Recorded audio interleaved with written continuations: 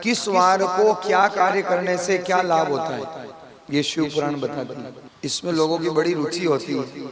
हाँ महाराज, आज ये वार है तो आज ये कर लें, आज ये वार है तो ये कर लें।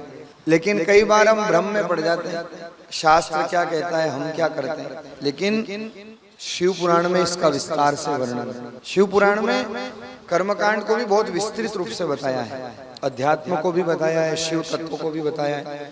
बहुत सारे विषयों पर यह पुराण जो है अपना अद्भुत चिंतन प्रदान करता है। सूत जी महाराज वर्णन करते हैं, जो विद्वान पुरुष है, जो ज्ञानी पुरुष है, उसको चाहिए कि सोमवार को संपत्ति प्राप्ति के लिए लक्ष्मी की पूजा करें।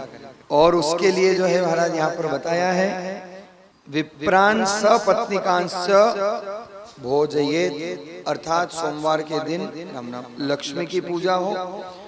सपत्निक अर्थात जोड़े सहित जो है लक्ष्मी का पूजन करने के पश्चात महात्मा ब्राह्मण विप्र को घृत पक्व अर्थात घी से परिपूर्ण अन्न का भोजन कराना चाहिए।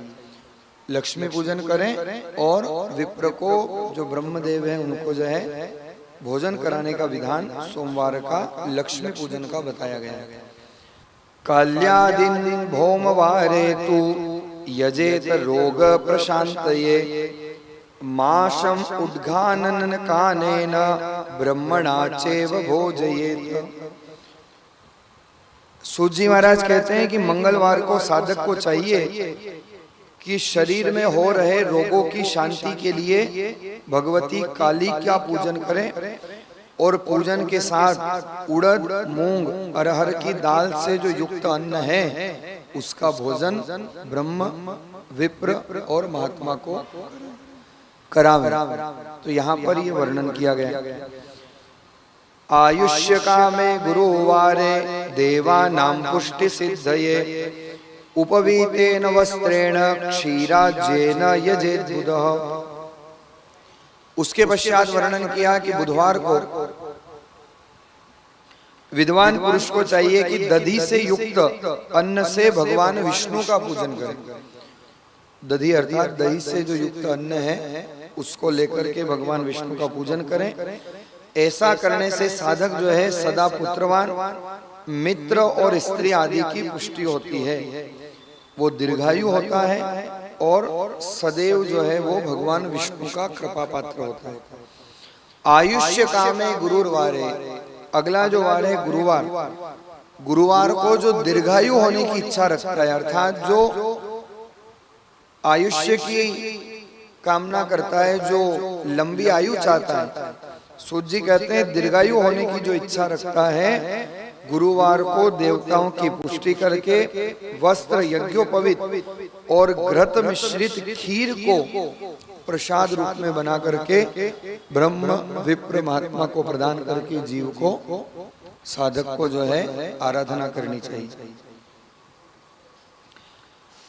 भोगार्थम रघुवारे तु यजेत देवान् समाहितः षड्रसोत्पन्नमन्नं च तद्याद ब्रह्मण्य तप्तये।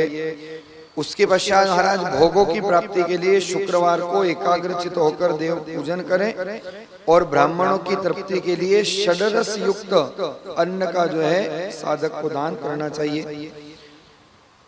इसी प्रकार से स्त्रीणाम च तृप्तेये तत् देवं वस्तादिकं शुभम अपमृत्यु हरे मंदे रुद्रान्दिश्च यजेत बुधः।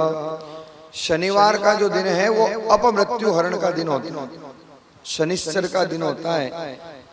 तो सूत जी महाराज कहते हैं कि जो अपमृत्यु का निवारण करना चाहते हैं, जो काल का निवारण करना चाहते हैं, वो शनिवार के दिन जो है रुद्र की पूजा करें और तिल से होम करें, दान से देवताओं को संतुष्ट करें और तिल मिश्रित अन्न का जो है वो दान साधक को करना चाहिए। इस तरह से जो देवताओं का पूजन आराधन करता है वो तत्त वार को तत्त फल का अनुग्राही होता है। जिस वार को जो कार्य करने का शास्त्र उपदेश दे रहे हैं उस अनुसार जीव को कार्य करना चाहिए। दरिद्र तपसा देवान जेदाढ्यो धने नहीं पूर्वस्येवं विधिम धर्म कुरुते श्रद्धया सह। कितना बढ़िया श्लोक है महाराज। कई बार लोगों के मन में प्रश्न होता है कि ग्रंथों में कहा है ये करो वो करो, ये दान करो वो दान करो, ऐसा करो वैसा करो। कई बार लोग प्रश्न करते हैं महाराज कोई व्यक्ति निर्धन हो तो क्या करे, फिर कैसे वो शास्त्र की ग्रंथ का अनुपालन करे, कैसे वो धर्माचरण करे। जरूरी तो नहीं कि संसार में सब धनाढ्य हो या संसार में सबके पास धन हो। तो क्या कहती है शिव पुराण, केवल महाराज सेवा धन से नहीं होती। इसलिए हमारे सनातन धर्म में तन मन और धन 3 प्रकार की सेवा बताई। कल आपको बताया था ना, तन पवित्र किससे होता है, तन पवित्र सेवा की। कुछ कुछ बातें तो महाराज अपने हृदय की डायरी में लिख लिया करो, जीवन भर याद होनी चाहिए। तन पवित्र सेवा किए, धन पवित्र कर दान, और मन पवित्र हरि भजन से, भगवान के नाम से। मन पवित्र हरि भजन से होत त्रिविध कल्याण। जीव का जो है तीनों प्रकार से कल्याण होता है। तो शास्त्र कहते हैं कि साहब कोई निर्धन हो तो वो क्या करे। अगर किसी के पास धन नहीं हो, कोई सामर्थ्यशाली ना हो, तो उसको फिर क्या करना चाहिए, वो कैसे देव आराधन करे, वो कैसे देव पूजा करे। तो यहाँ पर शिव पुराण कहती है, दरिद्र तपसा देवान जेढ़द्यो धने नहीं, पूर्वश्चैवं विधिम धर्मः कुरुते श्रद्धया सह।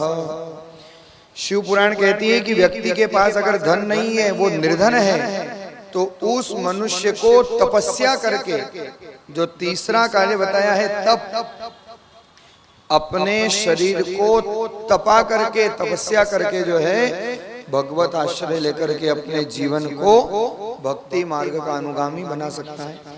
धन नहीं हो महाराज, पर तन और मन तो है, तन और मन से भी भक्ति की जा सकती। इसलिए शास्त्र आदेशित करते हैं कि जो जीव निर्धन हो, दरिद्र तपसः देवान, जो दरिद्र हो, जो निर्धन हो, उसको व्रत इत्यादि करके, शरीर को तपा करके भगवत आराधन करना चाहिए। लेकिन अगर भगवत कृपा से धन प्राप्त है और प्रभु ने आपको सामर्थ्य दिया है, तो शिव पुराण कहती है, पुनश्च विविधम धर्म कुरुते श्रद्धया सह। जो धनवान है अथवा धनी है, उसको श्रद्धा पूर्वक धर्म का अनुष्ठान करना चाहिए। नाना प्रकार के जो पुण्य कर्म बताए हैं, तत्त प्रकार के कर्म उसको करना चाहिए। उनमें भी क्या विशेष है, शिव पुराण कहती है, पुनश्च भोगान विविधान भुक्त्वा भूमौ प्रजायते, छाया जलाशयम ब्रह्म प्रतिष्ठाम धर्म संशयम। जो धनवान व्यक्ति हो, जो धनी हो, जिसके पास धन है प्रभु कृपा से, शिव पुराण कहती है उसको लोगों के लिए छाया की व्यवस्था करनी चाहिए, जलाशय इत्यादि बनाना चाहिए, अर्थात जल की पूर्ति हो सके ऐसा कार्य करना चाहिए। छाया से 2 तात्पर्य हमारा, पेड़ लगाओ, दूसरा कोई अच्छे देवालय पर, मंदिर में, धर्म स्थान पर छत का आश्रय लोगों को प्राप्त हो, ऐसा कार्य करो। जल पूर्ति के लिए प्याऊ इत्यादि, या ऐसा कार्य जिससे जनमानस को जल की आपूर्ति हो, जलाशय खोलो। और कहा, छायाम जलाशयम ब्रह्म प्रतिष्ठाम धर्म संचय। जो धनी व्यक्ति है वो छाया की व्यवस्था करे, जलाशय कुएं इत्यादि बनवाए, और वेद शास्त्रों की प्रतिष्ठा के लिए पाठशाला का निर्माण करे। क्योंकि जैसे समय दान है, जैसे वस्तु दान है, ऐसे विद्या दान का भी प्रसंग जो है शास्त्र में प्राप्त होता है। क्योंकि विद्या से ही विवेक होता है, और विवेक जो है जीवन जीने का आधार कहलाता है। तो विवेक शील जीव हो, उसके लिए धनी व्यक्ति को चाहिए कि वो धर्म का संग्रह करके पाठशाला इत्यादि अच्छे सत्कार्य करते हुए जनमानस के लिए भक्ति का संवर्धन करे। सर्वं च वित्तान् कुर्यान् तत्सदा भोग प्रसिद्धये, कालाच्च पुण्यया केन ज्ञान सिद्धि प्रजायते। इस प्रकार से समय समय के अनुसार पुण्य कर्म को करते हुए जीव को चाहिए कि अपने जीवन को सत्कार्य और सेवा में लगाकर पुण्यार्जन करते हुए अपने आत्मा का कल्याण करे, अपने इस जीवन को भव सागर से पार लगे।